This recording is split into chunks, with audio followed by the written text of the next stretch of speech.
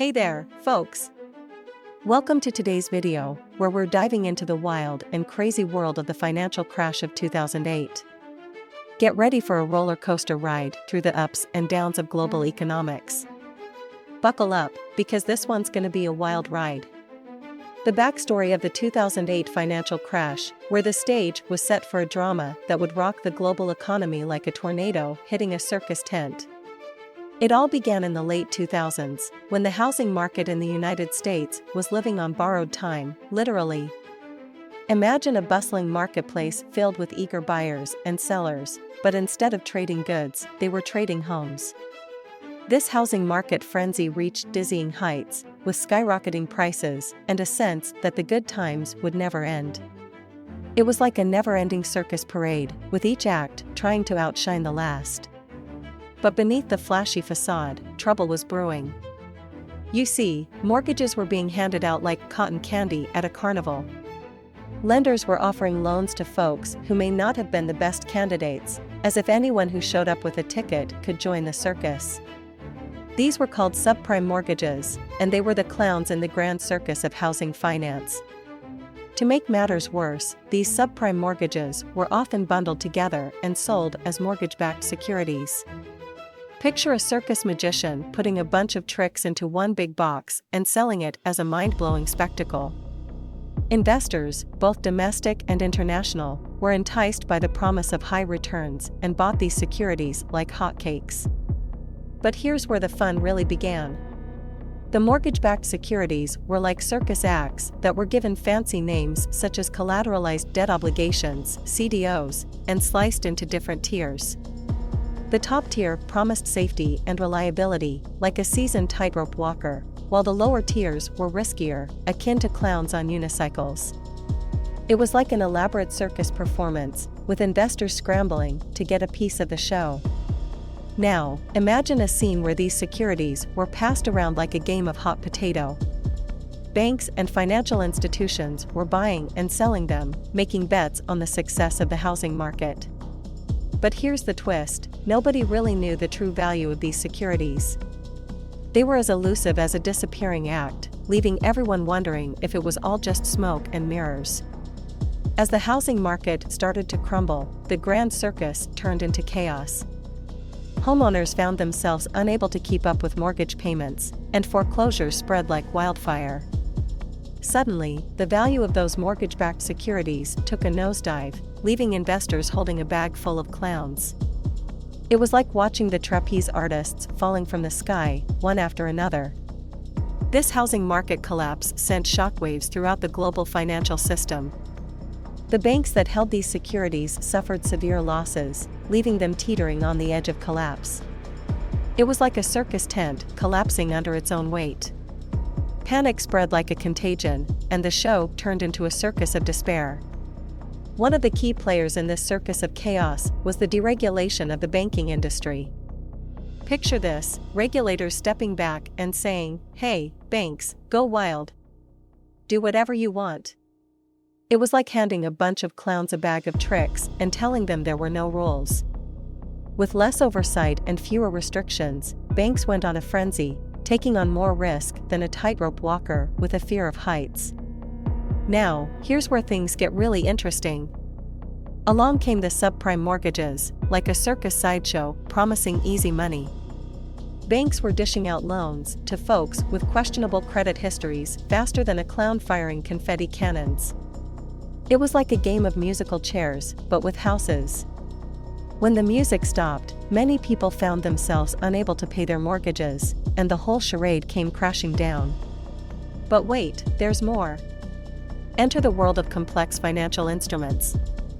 We're talking about collateralized debt obligations, CDOs, and credit default swaps, CDSs. These were like the magical tricks that made everyone scratch their heads, wondering how they worked. The problem was, these tricks were so complex and convoluted that even the experts couldn't understand what was really going on. It was like watching a clown perform a disappearing act, leaving everyone baffled and confused. To make matters worse, these financial instruments were bundled together and sold to investors around the world.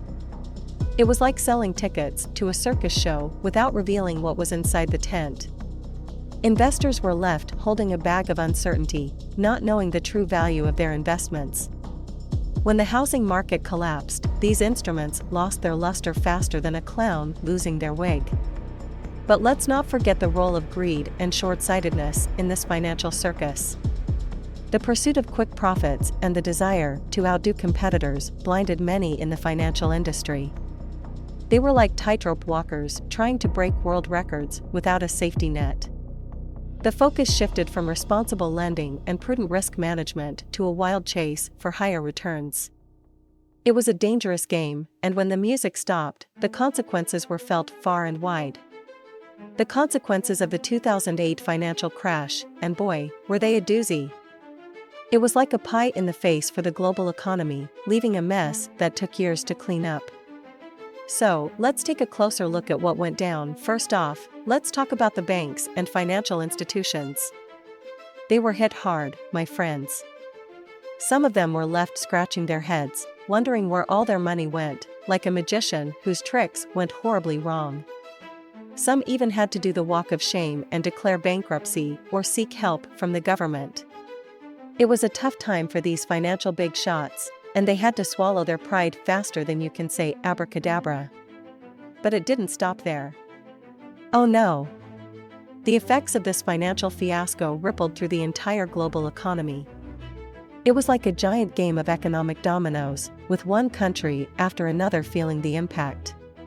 Recessions hit hard, jobs were lost left and right, and people were left clutching their wallets, wondering how to make ends meet. It was as if the circus had left town, and all that was left was the sad sound of crickets. But fear not, for our heroes emerged from the shadows, the governments. Armed with their capes, they swooped in to save the day. They came up with plans like the Troubled Asset Relief Program, TARP, which aimed to inject funds into struggling banks and financial institutions. It was like throwing money at the problem, hoping it would stick, kind of like confetti at a party. Central banks also joined the act, lowering interest rates and flooding the market with cash, trying to breathe life back into the economy. Now, let's not forget about the everyday folks. The consequences of this financial circus were felt on Main Street as much as they were on Wall Street. People lost their jobs, their homes, and their sense of security.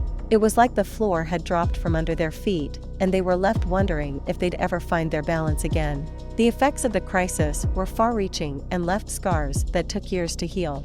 But hey, there's always a silver lining, right? Lessons were learned, regulations were tightened, and the global economy gradually clawed its way back from the brink. It was like a phoenix rising from the ashes, stronger and more resilient. And the memories of this financial roller coaster serve as a constant reminder to tread carefully and not let greed and recklessness run the show. Ladies and gentlemen, as we draw the curtains on this tumultuous financial circus, it's time to reflect on the conclusion of the 2008 financial crisis. It was a show that left us breathless, but it also taught us valuable lessons that continue to resonate today. In the aftermath of the crisis, governments and regulatory bodies around the world realized that they couldn't let the circus continue without oversight. They enacted new regulations and tightened existing ones to prevent a repeat performance. It was like installing safety nets and securing the circus tent to ensure a more stable and responsible financial system. But the effects of this crisis were far-reaching. Many individuals and families suffered the consequences of lost homes, jobs, and financial security. The scars left by this circus of chaos took time to heal, and the recovery was a slow and arduous journey. But resilience prevailed, and the global economy gradually regained its footing, like a performer getting back on the high wire after a fall. The lessons learned from the 2008 financial crisis shaped the way we approach risk management, lending practices, and financial regulations.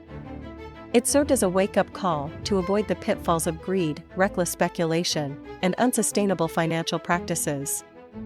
It was a reminder that even in the most dazzling of circuses, we must maintain a sense of responsibility and prudence.